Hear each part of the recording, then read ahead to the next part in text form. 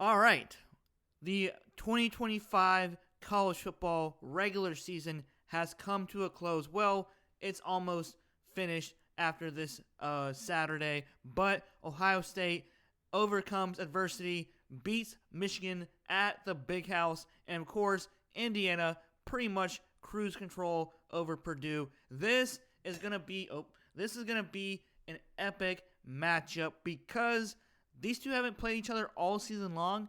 I'm sure Indiana has circled this game throughout the whole season if they were going to face off Ohio State this upcoming season. But hey, now they're here. Both teams are in the Big Ten championship, and Indiana is looking for revenge, and Ohio State is looking to put a back-to-back championship type seasons like Georgia. And so hey, this is going to be an exciting matchup. I'm excited just to watch Kirk Cinetti's team, Ryan Day's team, Julian Sayin, and of course Fernando Mendoza, and then the defense for both sides. It's going to be very interesting to see how both of these teams, though these two teams have questionable schedules. I know a lot of fans from outside the conferences dislike the way Ohio State's schedule played out, and of course Indiana's schedule played out. But hey, they're both great teams. They're both talented teams, and they're going to be ready in the college football playoffs, in my opinion. But the conference championship is what matters the most for seedings, in my opinion, I think as well. And so, as a further ado, let's go ahead and go through this video. It's going to be a fun one to watch. And of course, it's at December 6th of 2025. It's crazy how the season has already flown by, and it's wild to even think about that the regular season has come to a close on this Saturday. So it's wild to see, but we're here, and these are one of the most exciting times. So let's go ahead and go through the video. Right now, the location for this championship game is at Lucas Oil Stadium, which are the Indianapolis Colts in the NFL. A great stadium. Never been to it, but looks amazing from the picture, and it's going to be interesting to see how they'll both do on neutral sites. And so there you guys have it for the location. And of course, last week, Ohio State was a little shaky in the beginning of the game. They had a pick. And of course, Michigan was up 6-0.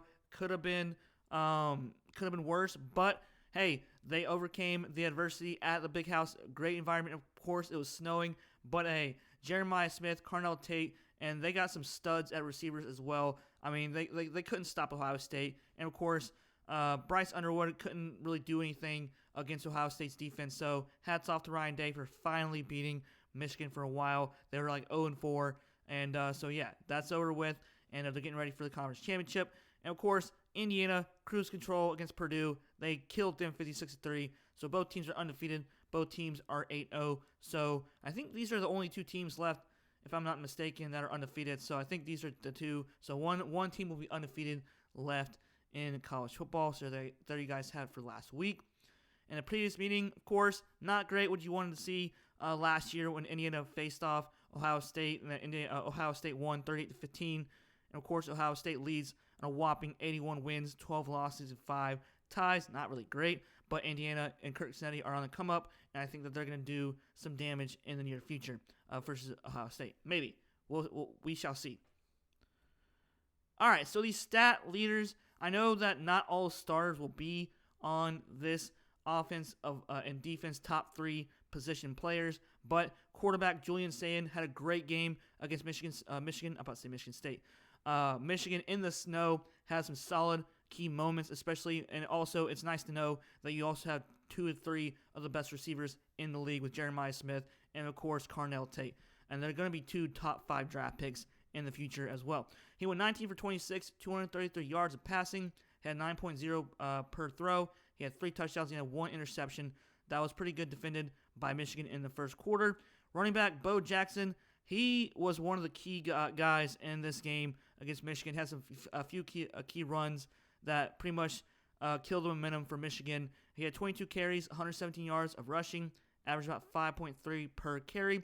He had 0 touchdowns as well. And of course, wide receiver Carnell Tate, he's a dog with 5 receptions, 82 yards of receiving, 16.4 yards of receiving or catches, and 1 touchdown. So I mean, hey, they did really well in the passing game in the snow, which is kind of crazy. It was pouring down, especially when I watched that Wisconsin and Minnesota game. They had a lot more snow. It was pretty cool to see. All right, so stat leaders, of course, Fernando Mendoza could be the Heisman winner for this year. He had a solid day. Didn't really do much, or didn't really have to do much at all. He had 8 for 15, 117 yards passing, went 7.8 yards average per throw. He had 2 touchdowns and 0 interceptions. Roman Hemby had a solid day for him. He had 12 carries, 152 yards of rushing. And of course, looking at the stats, Indiana pretty much destroyed him on the ground. And so he had 12.7 average per carry and 1 touchdown. It's a solid day for him. And of course, wide receiver Davion Chandler, he had 1 reception, only 1 catch for a 65-yard touchdown. And yeah, so 65, which is pretty cool. 1 catch, had a day. And so there you guys have it for the stat leaders on offense. And for defense, Ohio State's always solid on defense. We got Kaden McDonald with 5 total tackles and 0 solo. Linebacker Sonny Styles, 6 total tackles, 3 solo, and 1 tackles for loss. Defensive back Jalen McClain with 5 total tackles and 3 solo. And of course, Indiana had a solid day as well. We got Devin Boykin, 7 total tackles, 4 solo. Elijah Hardy with 10 total tackles, 5 solo, 1 tackles for loss. My apologies, and 2 pass deflections. Defensive back Amari Farrell with 4 total tackles, 3 solo, and 1 tackles for loss. So solid day for Indiana as they pretty much destroyed Purdue, only allowing 3 points against the Boilermakers this Saturday. And of course, full team stats we got for total yards on offense for Ohio State. They had 419 yards on offense, and they only allowed 163 yards on offense versus Michigan. Passing, they had 233 yards of passing. They only allowed 63 yards versus Michigan. Bryce Underwood did not have a great game, and Sherrone Moore, I think they couldn't really do anything in the passing game. And plus, their running backs were beat up, but still, they just could not do anything on offense. Rushing yards, they had 186 rushing yards, pretty solid day for them, and only allowing 100 yards on the ground. Not too bad at all, because Michigan is a running-type team. And, of course, Indiana with a whopping 548 yards on offense total. Really good. They only allowed 282 yards on defense, which is normal for defense. Passing, they had 193 yards of passing, and they only allowed 238 yards of passing. Rushing, they had 355 yards of rushing. They were bored, so I guess they just decided to just run on the ground and just annihilate Purdue. And of course, their defense had a great game with only allowing 44 yards on defense for rushing. So solid day for them, running wise and playing defense as well. All right, so more team stats. First down, they had 22 first downs for Ohio State. Third down efficiency, they were 10 for 17 with 58%. I think that's right. I may be wrong. I may have to check that again. But anyways, fourth downs, they were 2 for 3 for 66%.